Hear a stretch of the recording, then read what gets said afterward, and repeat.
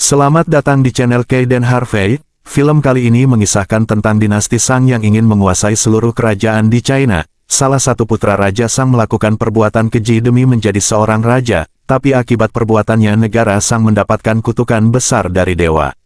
Sang raja harus mengorbankan dirinya jika ingin menyelamatkan dinasti Shang berserta rakyatnya. Apakah raja akan berkorban dirinya atau malah membuat banyak korban akibat keserakahannya? Mari kita tonton sama-sama alur film Kingdom of Storm.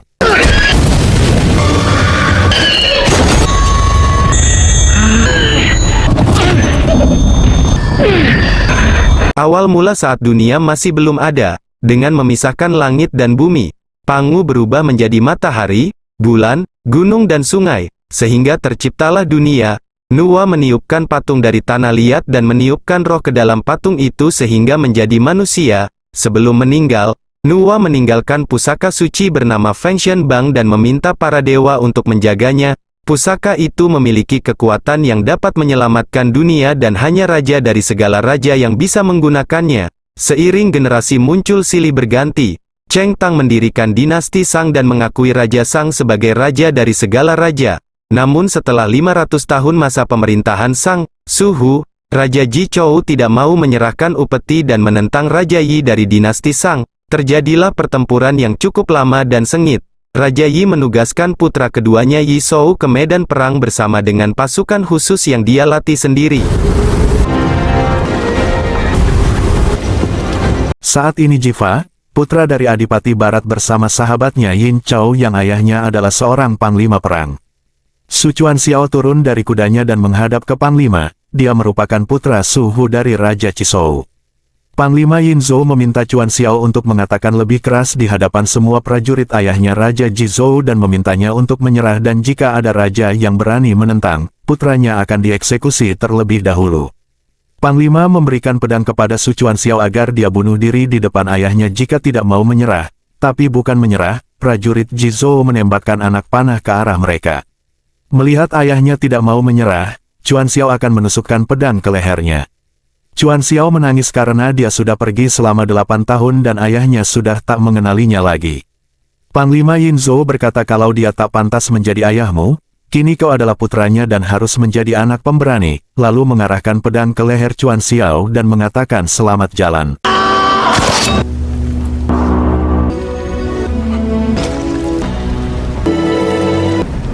Di depan semua prajuritnya, Panglima mengatakan kalau saudara kalian telah tewas, salah satu putranya tewas, siapa yang telah membunuhnya, serempak semua mengatakan pengkhianat Suhu, lalu mereka mulai menyerang.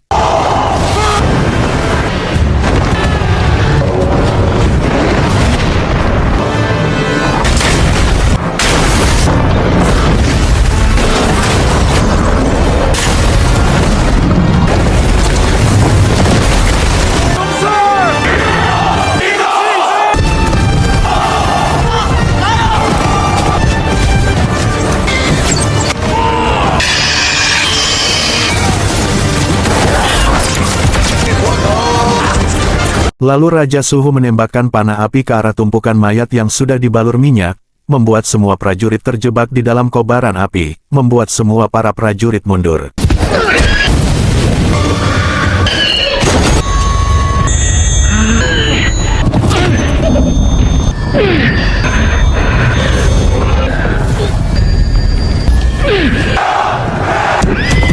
Panglima Yin Zhou marah melihat prajuritnya mundur dan memukul putranya yang dianggap pengecut, tapi Jiva membela karena kuda mereka ketakutan melihat api. Panglima Yin Zhou langsung merobek kain jubah dan menutup mata kuda itu. Kuda melihat apa yang kita lihat, lalu mereka kembali menyerang dan merebut kemenangan dan memburu semua keluarga Su, sampai ke makam Suanyuan.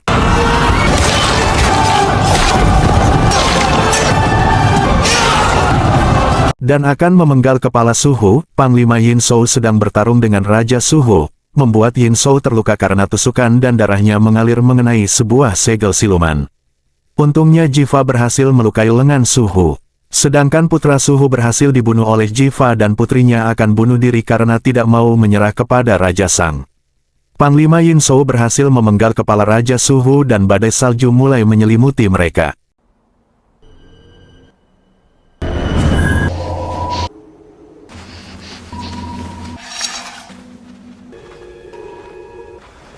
Para prajurit yang melihat Daji, putri Suhu yang masih hidup, Yin Qiao meminta Jiva untuk langsung membunuhnya, tapi dia tak tega membunuh wanita lalu mereka saling lempar tugas untuk membunuhnya.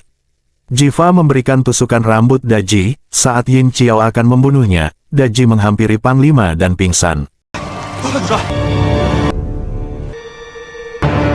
Malamnya semua merayakan kemenangan karena telah menaklukkan Raja Suhu. Jiva ingin bersulang untuk Su Chuan Xiao yang telah tewas, tapi rekannya menolak karena dia adalah anak pengkhianat. Jiva mengatakan walau ayahnya pengkhianat, tapi anaknya tidak salah apa-apa. Ayah dan anak sama saja, seperti ayahmu yang seorang adipati barat hanya tahu membajak sawah, meski mengenakan baju besi, kau tetap anak seorang petani dan bau pupuk kandang, ucap rekannya. Jiva membalas kalau ayahmu yang seorang adipati utara hanya tahu berburu binatang, walau kau mengenakan baju besi, tetap berbau binatang buas, rekannya tak terima lalu mereka berkelahi. Sedangkan di dalam tenda, Daji mendekati Panglima Yin Shou dan menjilati darah yang ada di sepatu Panglima. Saat itu Daji tahu apa keinginan Panglima. Dia ingin menjadi seorang raja dari segala raja dan dia akan membantunya lalu menjilati lukanya dan tiba-tiba lukanya sembuh. Panglima Yin Shou dan prajuritnya kembali ke negara Shang dan mempersembahkan kepala Raja Suhu kepada Raja Shang dan putra mahkota. Yin Shou juga memberikan hadiah kepada kakaknya seorang gadis. Mereka merayakan kemenangan dengan menggunakan kepala Raja Suhu sebagai cangkir, lalu semua bersorak Kaisar Shang adalah raja dari segala raja. Saat ini raja dan putra mahkota sedang merayakan kemenangannya.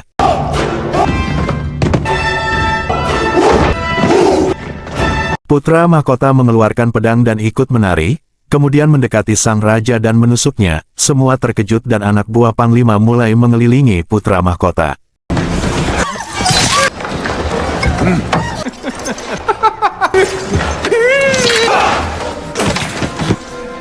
Saat pedang itu mendekati Panglima, Jiva dengan sigap menahannya dan tanpa sengaja putra mahkota tertusuk lalu tewas. Karena membunuh pangeran adalah kejahatan besar dan seluruh keluarganya akan dihukum mati. Panglima berkata kalau kakaknya sudah membunuh raja dan Jiva perbuatanmu tidak dibenarkan tapi kau juga sudah mengabdi untuk kerajaan kita. Lalu Panglima Yi Shou menggendong sang raja.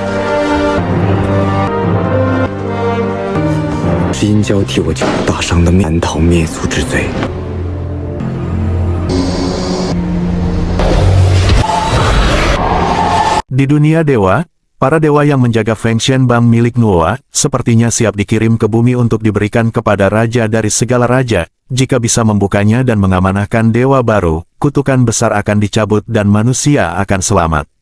Tapi konsekuensinya jika mengembankan tugas ini kekuatan dewa akan hilang. Zia dan kedua muridnya datang dan akan membawa Feng Shenbang kepada raja. Sang dewa mengatakan akibatnya jika dewa menyentuhnya, dia bisa menjadi manusia dan tak bisa kembali ke Kunlun. Zia merasa dia lebih pantas mengemban tugas ini, karena kalian sudah berlatih selama ribuan tahun, sedangkan dia sendiri baru 40 tahun. Lagi pula sebelum berlatih, dulu dia seorang pedagang jadi sangat berpengalaman di dunia manusia. Lalu sang dewa menyetujuinya, mungkin sudah takdir Zia.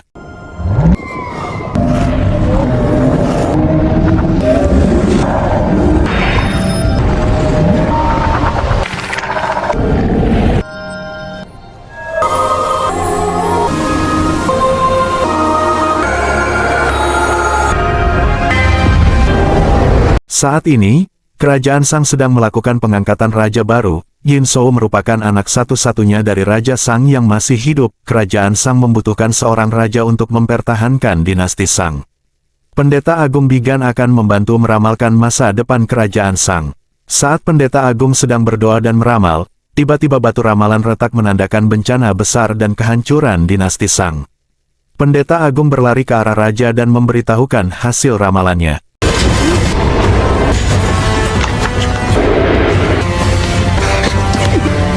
Pendeta Agung mengatakan kalau dinasti Shang akan mengalami malapetaka, dewa akan menghancurkan dinasti ini karena kesalahan yang dibuat. Anggota keluarga kerajaan telah membunuh ayah dan rajanya sendiri, itu dosa paling besar dan para dewa murka, keturunan Cheng Tang tak bisa lagi menjadi raja dari segala raja. Yin Shang akan mengorbankan ribuan nyawa manusia untuk bisa mereda kemarahan para dewa, tapi Pendeta Agung mengatakan percuma meskipun sampai puluhan ribu nyawa. Dulu saat leluhur Cheng Tang menyatukan negeri ini, banyak nyawa yang melayang sehingga kutukan besar pun diturunkan, kemarau panjang selama 7 tahun membuat tanah tandus. Lalu Cheng Tang menyusun tumpukan kayu dan mengorbankan dirinya sendiri, itu membuat para dewa mencabut kutukannya. Secara tak langsung Yin Sang harus melakukan hal serupa, itu membuat putranya marah, karena ayahnya baru menduduki takhta dan meminta ayahnya untuk mengorbankan diri. Yin Qiao menawarkan diri untuk menggantikan ayahnya untuk berkorban, tapi ditolak ayahnya. Apa artinya raja jika tidak mau menanggung dosa dunia? Raja Yin akan mengikuti ajaran leluhurnya dan menyusun tumpukan kayu di Cao He dan akan mengorbankan dirinya sendiri untuk dibakar agar kerajaan Sang selamat. Kemudian cuaca kembali normal dan semua berlutut dan berkata semoga kerajaan Sang diberkati. Yin Qiao ingin pergi menemui ayahnya agar bisa berkumpul bersama. Tapi ibunya mengatakan kalau ucapan anaknya tadi seperti meragukan ayahnya. Yin Qiao hanya meminta ayahnya menyerahkan takhta kepadanya agar bisa mati menggantikannya, dan ayahnya pasti mengerti dan meminta ibunya jangan khawatir.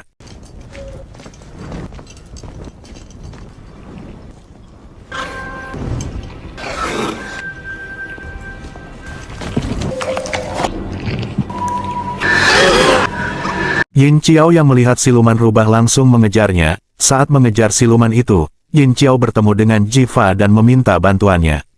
Setelah sampai tempat peristirahatan raja, Yin Qiao melihat siluman itu masuk ke ruang istana langit, tapi Jiva melarangnya masuk karena raja sedang istirahat, tapi Yin Qiao tetap masuk karena ayahnya dalam bahaya sambil mengambil pedang milik Jiva.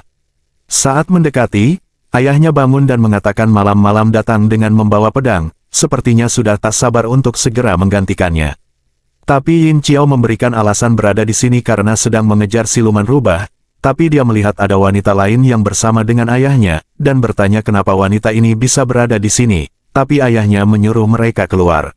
Yin Qiao kesal seharusnya, saat itu dia langsung membunuh wanita itu, tapi Jiva mencoba membela raja karena sudah banyak berkorban menyelamatkan dunia.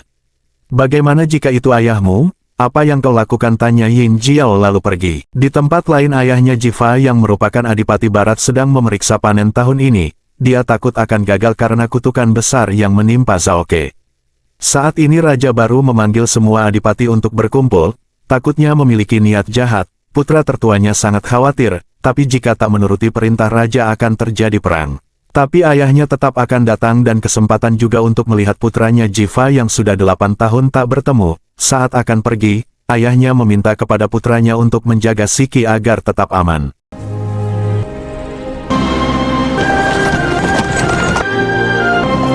Zia dan kedua muridnya sudah sampai di Zongke, tapi mereka tidak punya tanda pengenal untuk bisa masuk.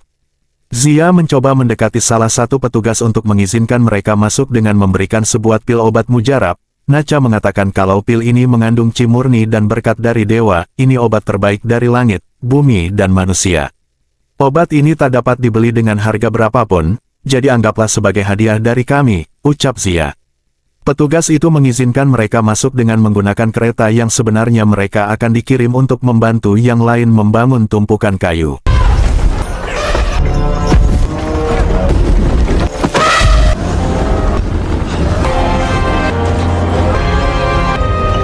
Kita telah dijual oleh petugas itu, ucap guru Zia, lalu Zia memanggil salah satu petugas dan mengatakan ada sesuatu untuk yang mulia, tapi petugas itu malah ingin mencambuknya, untung Nacha menahan dan melemparnya ke kotoran gajah.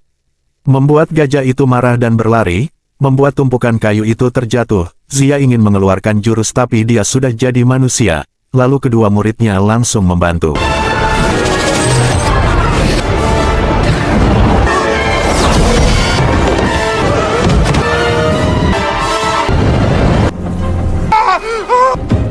Jiva tak menyangka kalau dewa itu benaran ada, yang mulia masih ada harapan. Sedangkan di istana, raja kedatangan Shen Gongbao seorang alkemis dari Pulau Penyu Emas, kedatangannya ingin memperlihatkan kekuatannya. Saat kepalanya lepas dari tubuhnya, Gongbao mengatakan tidak takut dipancung bahkan hukuman bakar pun tidak khawatir jika bisa hidup tanpa kepala. Sang raja bertanya bagaimana menguasai ilmu itu. Gongbao butuh 1000 tahun untuk menguasainya, tapi dengan ilmu hebat yang mulia mungkin hanya butuh 500 tahun. Mendengar 500 tahun, sang raja menarik kepala Gongbao dan melemparnya ke lantai. Tak lama biksu Tao dari Kunlun datang menemui raja. Zia datang ingin memberikan Feng Shenbang kepada Raja. Gong Bao yang mendengar langsung melihat diam-diam. Zia menjelaskan kalau tak lama lagi akan terjadi kekacauan besar, jadi dia diutus oleh Maha Agung untuk membawakan Feng Shenbang ini untuk Raja dari segala raja.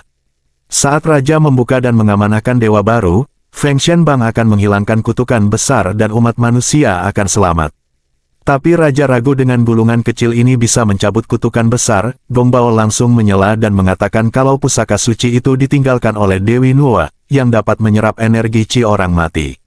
Jika Raja membuka pusaka itu, Raja bisa memerintahkannya. Semakin banyak yang mati, semakin kuat Feng Shenbang ini. Mendengarnya Raja sangat senang karena kutukan besar ini bisa menjadi berkah, tapi Gong Bao ingin membuktikan keaslian pusaka itu dengan memberikan dia, orang yang baru meninggal, lalu Raja membunuh salah satu Kasim.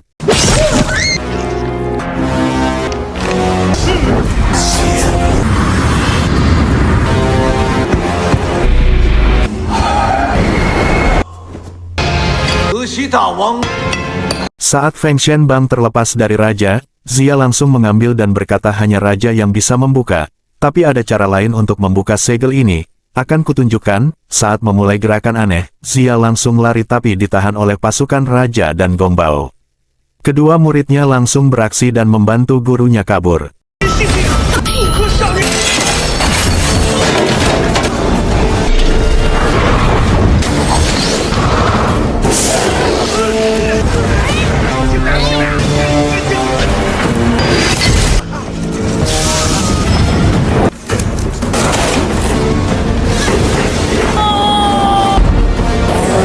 Melihat Zia berhasil lolos, Raja meminta Yin Qiao dan Ji Fa untuk mengejarnya.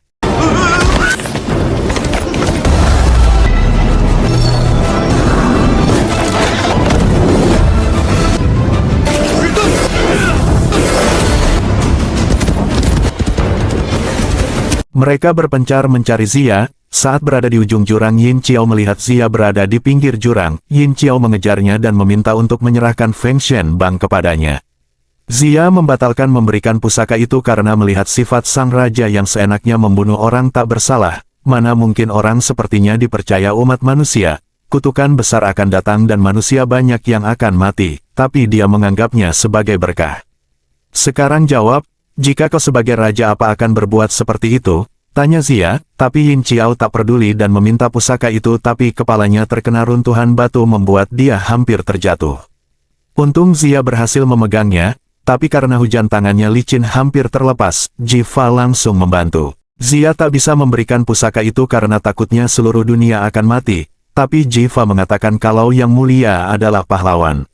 Raja menganggapmu bodoh, dia tak peduli dengan orang lain. Tak lama Yin Qiao sadar dan menodongkan pedang ke arah Zia dan mengayunkan pedangnya membuat Feng Shenbang terjatuh, tapi Nacha datang dan langsung mengikatnya ke atas pohon. Saat Zia mencari pusakanya, Ji Fa sudah mengambil dan melemparnya ke jurang. Zia langsung melompat. Zia berhasil mengambil pusaka itu dan Nacha menariknya keluar dari air.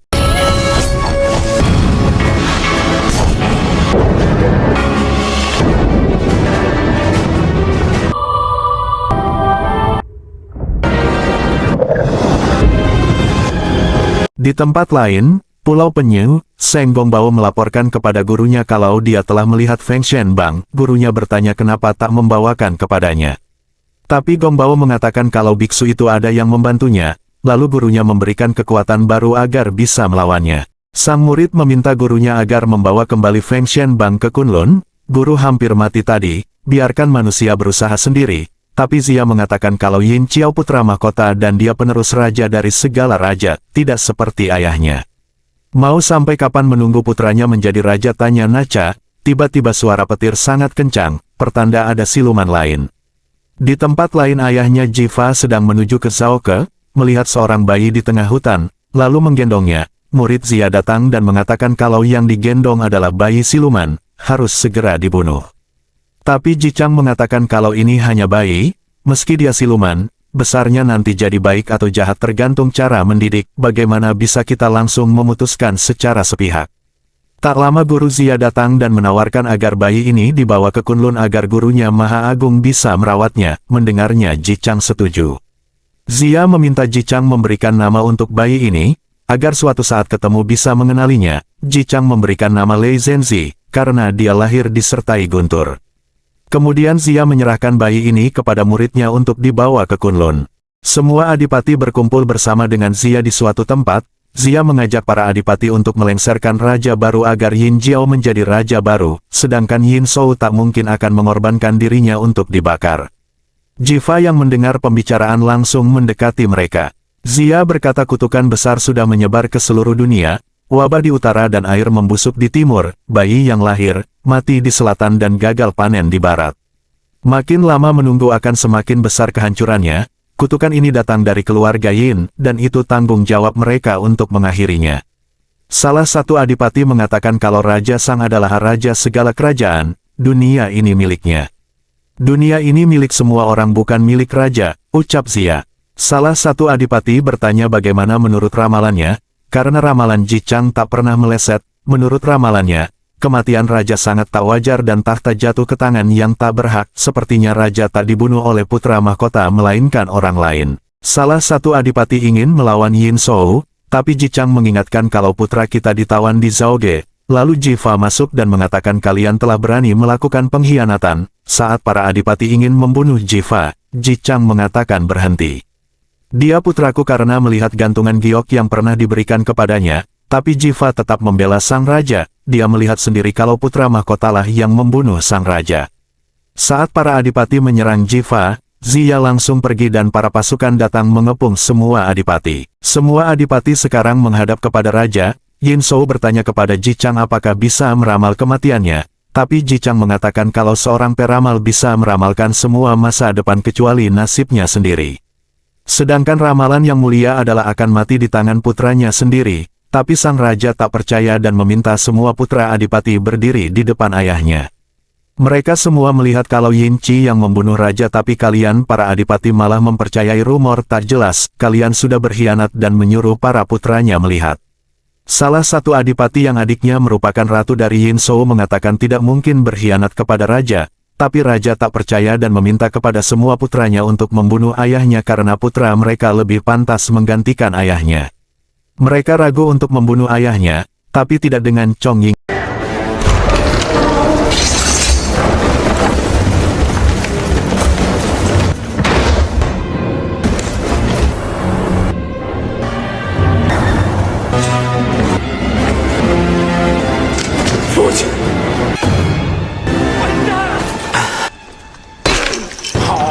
Putra dari Adipati Selatan tak tega membunuh ayahnya sendiri, sehingga dia menyerang raja yang membuatnya terbunuh, sedangkan ayah Wen Huan mendekati anaknya dan menusukkan dirinya sendiri dengan pedang putranya.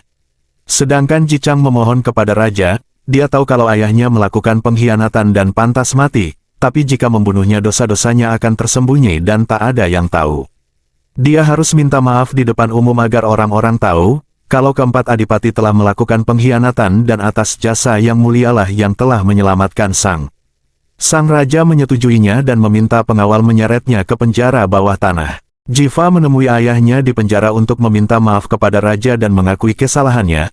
Raja akan mengizinkannya kembali pulang, tapi ayahnya mengatakan kalau kalung giok pemberiannya saat menjadi tawanan, dengan maksud suatu saat kelak kau harus kembali pulang. Ayahnya merasa bersalah karena telah mengirim putranya untuk tinggal bersama dengan orang jahat seperti Yin Shou. Tapi Jiva masih membela sang raja karena dia rela mengorbankan dirinya untuk menghentikan kutukan besar, sedangkan ayahnya sendiri hanya menilai raja sebagian kecil hidupnya saja. Ayahnya mengatakan kalau yang kau lihat dan kau percaya itu yang diinginkan Yin Shou, jika kau percaya dengannya, kau pasti sudah membunuh ayah di istana. Kau harus ingat tak penting kau anak siapa, tapi siapa dirimu. Di tempat permandian raja, Yin Shou dengan Daji sedang mandi bersama. Daji merasa sudah membangunkan seekor monster dan biarkan aku bersamamu, kita akan menikmati kehidupan abadi. Sang ratu menemui sang raja dan meminta menghukum mati dirinya, karena Jiang Huanchu, kakaknya seorang adipati timur dihukum mati oleh raja, sebagai adiknya dia merasa pantas mati juga. Sang ratu berkata kalau keempat adipati sangat setia, dengan membunuh mereka kau sudah mengkhianati rakyatmu, putra mereka adalah anak yang baik, tapi kau memaksa mereka membunuh ayahnya sendiri. Kau sungguh tak bermoral, sebagai ratu di negara ini tugasku menasehati raja, tapi sebagai istrimu sudah menjadi tugasku menyampaikan dosa-dosamu, mungkin dengan kematianku bisa menyadarkanmu. Daji mengatakan kenapa kau mensia-siakan hidupmu untuk orang yang sudah mati, kau memiliki tubuh yang indah, sebagai ratu, kau berhak atas semua kesenangan di dunia ini, kenapa kau tak bergabung bersama untuk bersenang-senang?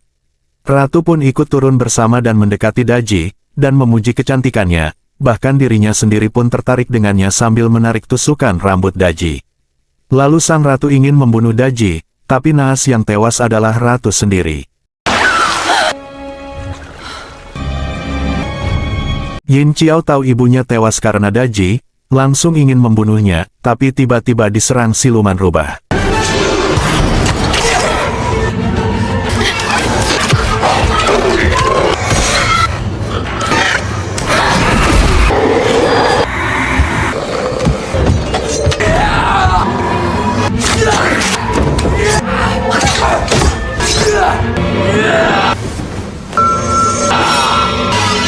Pedang Yin Qiao mengenai ayahnya, membuat Yin Shou murka dan menganggap putranya ingin membunuhnya. Yin Qiao mengatakan kalau wanita itu siluman rubah, tapi Yin Shou memanggil pengawal untuk menangkap putranya.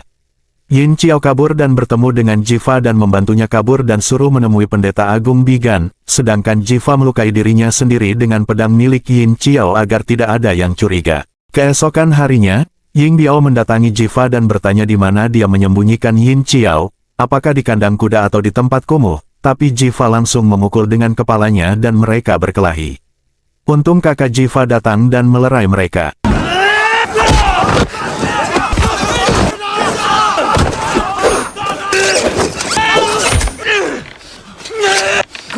Mungkin selama ini kau selalu diejek, kau dari dulu selalu ingin bersaing, ingin menjadi pahlawan. Kakaknya masih ingat saat sang datang mengambil tawanan dan ayah meminta kita berlomba memanah untuk siapa yang akan dibawa. Kau merusak panahku.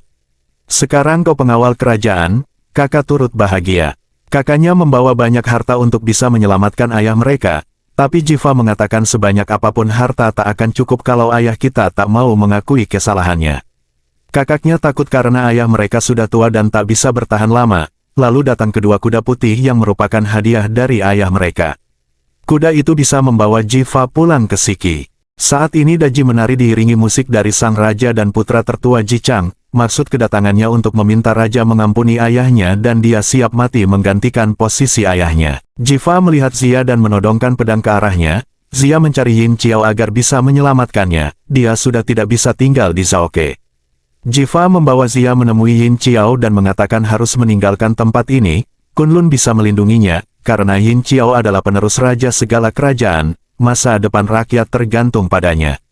Tapi Yin Qiao tak peduli dan percaya ayahnya lah raja segala kerajaan dan dia yang akan buka Fengshen Bank itu, saat ini ayahnya tersihir oleh siluman rubah itu. Zia mengatakan nasib baik atau buruk tidak terjadi dengan sendirinya, siapa yang berniat jahat akan mengundang siluman, dan bagaimana jika ayahmu tidak kena sihir siluman itu?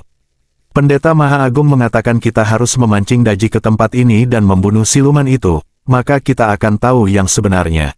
Di tempat lain, Raja Yin Shou menemui Jichang dengan membawa makanan untuknya, dan berkata kalau dia iri kepada Jichang, kedua putramu sangat baik, sedangkan putranya sendiri ingin membunuhku. Kita berdua seorang ayah, tapi kenapa aku menderita? Jichang mengatakan bagaimana caramu memperlakukan ayahmu, itu akan diikuti oleh putramu. Sang raja bertanya harus bagaimana, ingin mendengar pendapatnya. Jichang mengatakan jika raja menepati janjinya dan rela berkorban, dosamu akan diampuni, kau akan dihormati sebagai keturunan Cheng Tang, tapi masalahnya apakah kau mampu? Yin Shou memegang suling milik putra Jichang dan mengatakan kalau putra pertamanya datang, kau sangat menyayangi putramu tapi tak tahu rasanya mencicipi anakmu, bahkan binatang buas pun tak akan memakan anaknya, kau lebih rendah dari binatang, ucap Yin Shou. Jichang yang mendengar marah dan memintanya untuk dibunuh saja, ingat putramu satunya lagi ada di tanganku, lalu Yin Shou pergi. Saat ini Raja Yin Shou membawa Daji untuk memohon kepada para leluhur untuk merestui mereka, lalu pendeta agung meminta Daji untuk mendekat, saat memegang tangannya, sang pendeta agung telah menotok titik kulminasinya dan akan membunuh Daji. Tapi ditahan oleh Raja, lalu Yin Qiao masuk dan berlutut di depan Raja, Yin Qiao mengatakan kalau dia melihat sendiri siluman itu masuk ke tubuh Daji. Di atas sengaja melukai raja saat akan membunuh siluman itu dan membalaskan dendam ibu. Yin Shou tetap membela Daji, jika dia siluman pasti akan mengetahuinya. Pendeta Agung akan membunuh Daji dan dia akan berubah ke wujud aslinya. Tapi raja tetap menolak, jika ternyata salah berarti telah membunuh orang tak bersalah. Lalu pendeta Agung akan memberikan jantung ajaib 7 ruang miliknya. Begitu memakan jantungnya siluman manapun akan berubah ke wujud aslinya. Tapi jika dia benar siluman rubah, Yang Mulia harus berjanji akan menghukum mati Daji dan Yin Qiao harus diampuni serta 4 adipati harus dinyatakan tak bersalah. Lalu raja bersumpah menepati janjinya atas nama leluhur. Pendeta Agung langsung mengeluarkan jantungnya dan meminta Daji memakannya, lalu siluman rubah keluar dari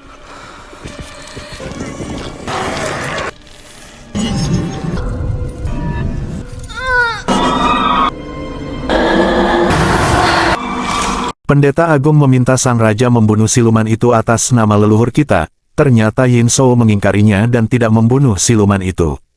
Hanya rubah ini yang tahu apa kemauannya. Dinasti Sang sudah berakhir, ucap pendeta Agung kemudian tewas, sedangkan putranya dibawa kembali ke istana dan siluman rubah kembali ke tubuh Daji. Raja tahu ini salah satu rencana Jiva. Dari semua tawanan, Jiva merupakan kesayangannya, jadi kuberi satu kesempatan untukmu, bunuh Jichang. Yin Shou membakar abis altar leluhur dinasti Sang. Daji berpikir tak akan bisa melihat sinar matahari lagi, tapi kau telah menyelamatkanku. Aku berlatih ribuan tahun agar bisa menjelma manusia, tapi Raja Cheng Tang mengurungku di makam Xuan Yuang selama 500 tahun dan hanya keturunan Cheng Tang yang bisa membuka segel itu. Kau telah membebaskanku dan sebagai gantinya aku menuruti permintaanmu, aku akan menjadikanmu abadi, seorang raja yang kekal. Sedangkan Jiva diimingi menjadi pewaris tahta putra mahkota Sang dengan membawa kepala Jichang. Saat ini, Yin Qiao sudah berada di atas podium untuk dieksekusi karena berniat membunuh sang raja, sedangkan Jiva menyerahkan kepala Jichang kepada Yang Mulia. Raja Yin Shou mengatakan siapa sangka kalau Jichang mati di tangan putranya sendiri. Yin Qiao mengatakan kepada raja kalau hidup atau mati, dia akan datang mencarimu, lalu raja memerintahkan untuk eksekusi sekarang. Sedangkan Zia mencari kedua muridnya, tiba-tiba anak panah mengarah ke Algojo dan beberapa prajurit membantu menyelamatkan Yin Qiao, mereka saling memberontak. Jiva langsung menyandera Raja Yin Shou, sedangkan Ying Biao mendekati Yin Qiao dan memotong kepalanya. Saat Jiva lengah, Raja menyerang Jiva.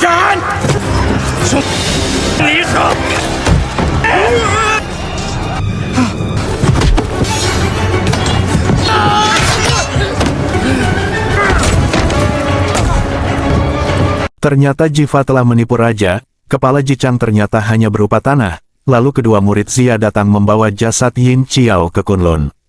Penyihir Gongbao datang untuk merebut Seng Fenbang, sedangkan Jiva berhasil membunuh Raja Yin Shou dengan pedangnya.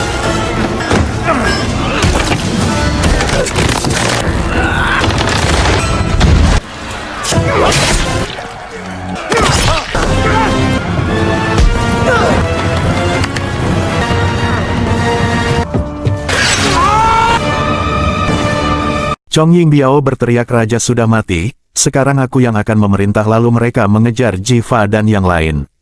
Jiva membawa Zia bersamanya, sedangkan sang penyihir menggunakan kekuatan pemindah roh untuk menghabisi Zia. Di depan gerbang Wen Huan sudah menunggu dan akan membalaskan dendam kematian ayahnya dan melepaskan Jiva dan yang lain pergi. Sedangkan monster yang dibangkitkan oleh penyihir mengejar mereka semua.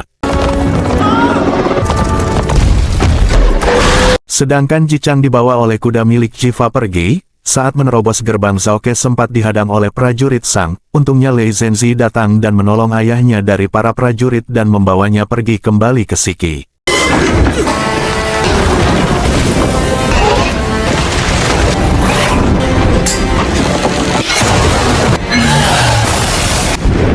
Jiva dan yang lain berusaha menghindar dari kejaran monster dan masuk ke dalam hutan. Zia mengatakan kalau monster itu mengejarnya, lalu Jiva mengambil pakaian Zia dan meninggalkannya di hutan. Saat di ujung jurang, Jiva langsung memanah mata monster itu kemudian mereka jatuh ke jurang.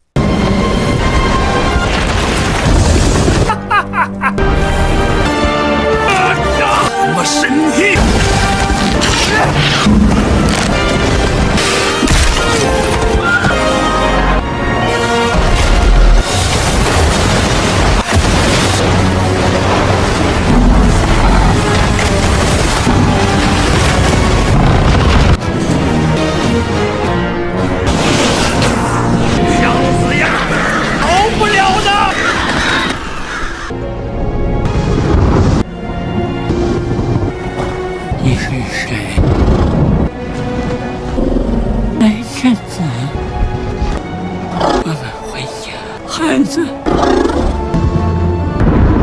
Jiva selamat dan terdampar di pinggir pantai, kudanya membawa Jiva pulang ke Shiki, karena sudah dilatih oleh kakaknya untuk bisa membawa kembali adiknya kapanpun ingin pulang rumah.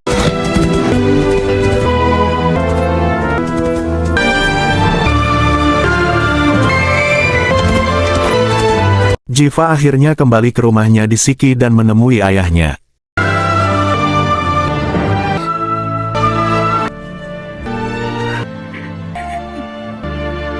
Daji mencari Yin Shou dan menjilati lukanya, dan tiba-tiba Yin Shou bangkit.